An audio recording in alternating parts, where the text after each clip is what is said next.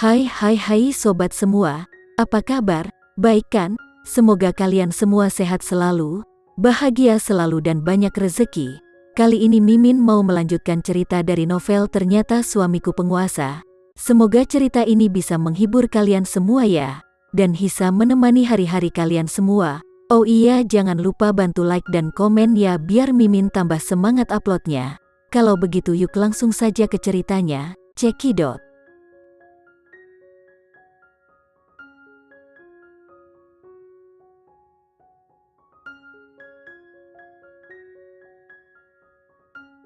Setelah lebih dari 2 jam waktu penerbangan, pesawat tiba di Bandara Jakarta jam 9 malam.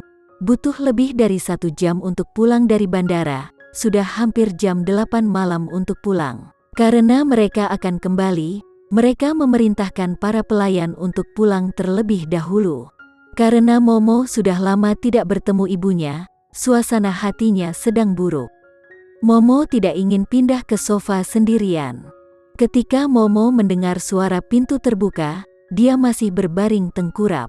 Ketika dia mendengar suara pintu terbuka baru-baru ini, dia selalu kecewa ketika dia berlari menemuinya. Hari ini, dia terlalu malas untuk bergerak. Setelah Randy membuka pintu, dia membiarkan Putri memasuki ruangan. Dia melihatnya lebih dulu, tetapi tidak melihat bahwa dia akan datang menemuinya ketika dia membuka pintu. Little darling, tanpa melihatnya, dia harus meneriakkannya. Telinganya sangat sensitif. Pada saat mendengar suara Putri, Momo melompat dari sofa, bergegas ke pintu, dan mengibaskan ekornya pada Putri. Wang. Putri mengambil tubuh kecilnya, dan mereka saling berpelukan dan mengusap kepala Momo. Putri tidak melihat si kecil selama setengah bulan. Dia sangat merindukannya. Terus-menerus dan juga sangat bersemangat, tiba-tiba matanya tampak berkaca-kaca. Momo sangat merindukan ibunya. Ini pertama kalinya dia tidak melihat ibunya untuk waktu yang lama, dan dia pikir ibunya tidak menginginkannya. Untungnya, ibuku kembali. Kakimu belum sembuh. Duduklah dulu. Randy memberikan peringatan yang dalam. Randy, pergilah dan lakukan pekerjaanmu. Aku akan bermain dengan Momo sebentar. Kamu tidak perlu mengkhawatirkan kita. Putri melambai padanya dan berkata tanpa memandangnya. Mendengar kata-kata Putri, wajah Randy tenggelam, memandang Putri dan Momo dengan cara yang suram, dan berbalik untuk memasuki ruang kerja. Mendengar pintu ruang kerja ditutup, Putri mencondongkan tubuh ke telinga Momo dan berbisik, "Momo, apa menurutmu ayahmu marah?" Menanggapi hal itu, tampaknya ayahnya pelit. "Momo, kamu bermainlah sendiri dulu. Ibu akan membuat semangkuk mie untuk ayahmu. Sore hari, aku punya waktu luang untuk berangkat ke bandara." Karena tidak ada urusan setelah naik pesawat, Randy sangat sibuk sebelum naik pesawat sehingga dia bahkan tidak sempat makan malam. Randy tidak makan makanan di pesawat, jadi pasti dia sangat lapar sekarang. Dia kembali ke ruang kerjanya, jadi aku bisa memasak makanan untuk makan malamnya. Dia berjalan dengan kakinya yang masih dibalut perban, tetapi jika dia berjalan terlalu lama atau terlalu keras, dia akan merasakan sakit. Semoga tidak ada masalah dengan kakiku. Ketika dia meninggalkan rumah untuk waktu yang lama, Putri khawatir tidak ada bahan-bahan makanan di kulkas. Tapi ternyata kulkas telah terisi semua bahan-bahan untuk memasak. Sungguh Putri sangat membutuhkan semua itu untuk memasak makanan untuk Randy. Putri melihat ke arah sekelilingnya. "Momo, apakah kamu tahu siapa yang membeli semua makanan ini?" Momo pasti tidak akan menjawabnya. Dia hanya merasa sangat bahagia dan ingin mengajaknya berbicara. Randy sangat sibuk, jadi tidak mungkin kalau Randy yang membeli semua bahan makanan di kulkas itu. Cukup merebus air, mencuci sayuran, menyiapkan bumbu, dan segera semangkuk mie akan segera siap. "Momo, tunggu di sini sebentar, ibu akan membawakan makanan ini kepada ayahmu, lalu ibu akan membelikanmu sesuatu untuk dimakan." Putri berjalan ke pintu ruang kerja dengan semangkuk mie di tangannya. Dia mengetuk pintu dan mendorong masuk tanpa mendengar jawaban Randy. Randy, aku membawakanmu. Putri tidak melanjutkan bicaranya, karena dia melihat Randy sedang menelepon seseorang. Laporkan alamatnya. Aku akan segera ke sana. Putri berdiri di tempat yang sama dengan semangkuk mie di tangannya. Dia terus menatap Randy. Randy menutup telepon dan menatapnya. Aku ada suatu urusan. Aku akan pergi dulu. Kamu istirahatlah dulu.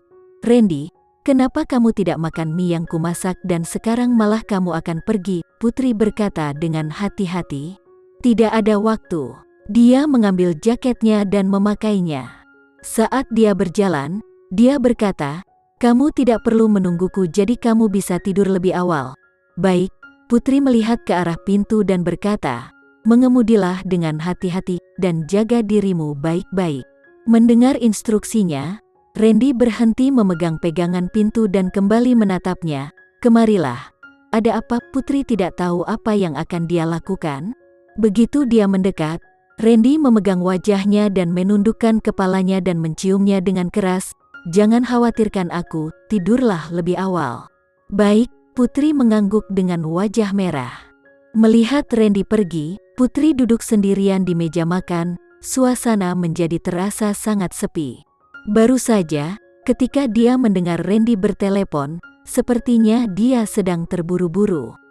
Dia tidak tahu apa yang terjadi. Dia masih ingat bahwa ketika Randy berada dalam situasi ini terakhir kali, dia pergi menemui saudara perempuannya Priscilla. Aku tidak tahu pasti apakah itu karena Priscilla lagi hari ini. Putri menebak dengan benar. Pada saat ini, Randy pergi menemui Priscilla. Baru saja Rayhan menelepon. Priscilla mabuk di pesta perayaan bersama seorang pria. Pengemudi Pak Haris melihat ke arah Randy di kaca spion, melihat wajahnya yang suram, dan dengan berani menghiburnya, jangan khawatir, Tuan Muda.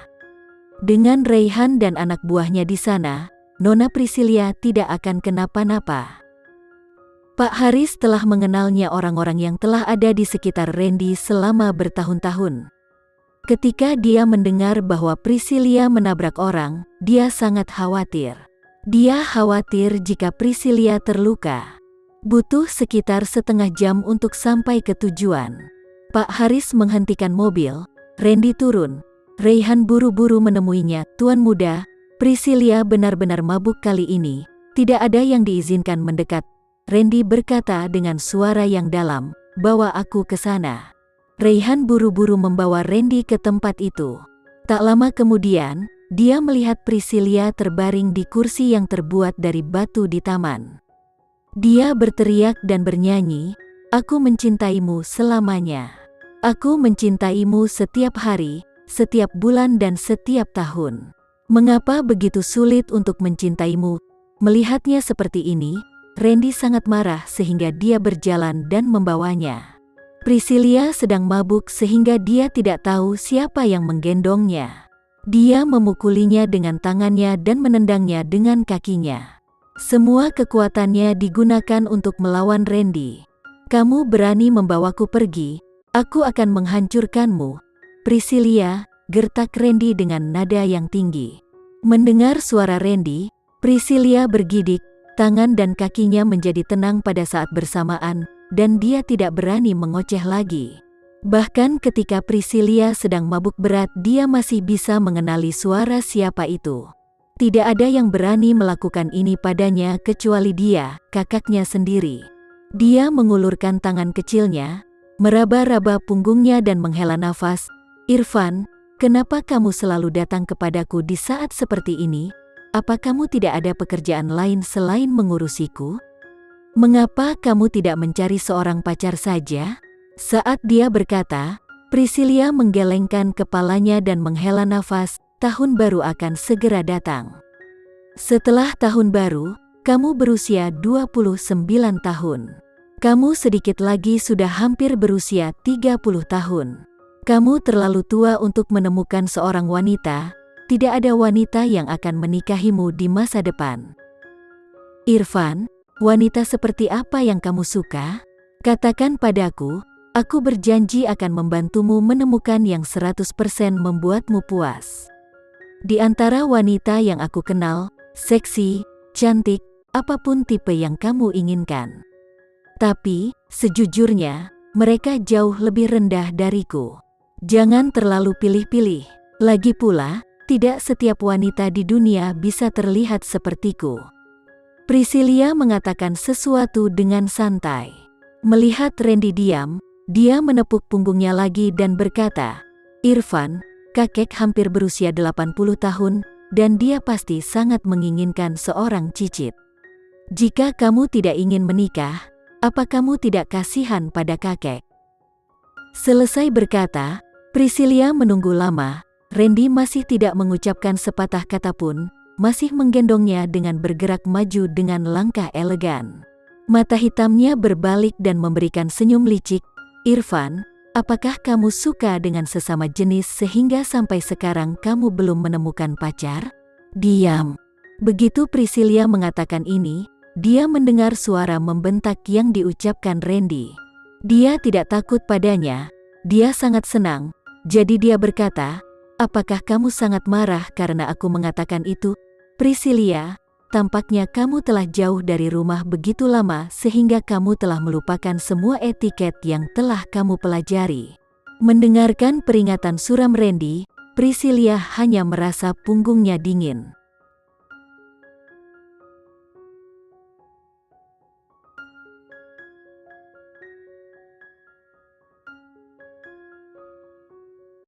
Sekian dulu ya cerita kali ini, kita lanjutkan lagi ceritanya di lain waktu. Oh iya, bagaimana menurut kalian? Semoga bisa sedikit menghibur kalian semua. Jangan lupa like, share dan komen ya. Untuk teman-teman yang baru nonton jangan lupa subscribe-nya. Hehehe, kalau ada teman-teman yang ingin gabung langganan bisa langsung gabung saja untuk dapat fitur yang menarik dan sedikit membantu Mimin. Terima kasih sudah menonton, sampai jumpa lagi. Bye bye bye.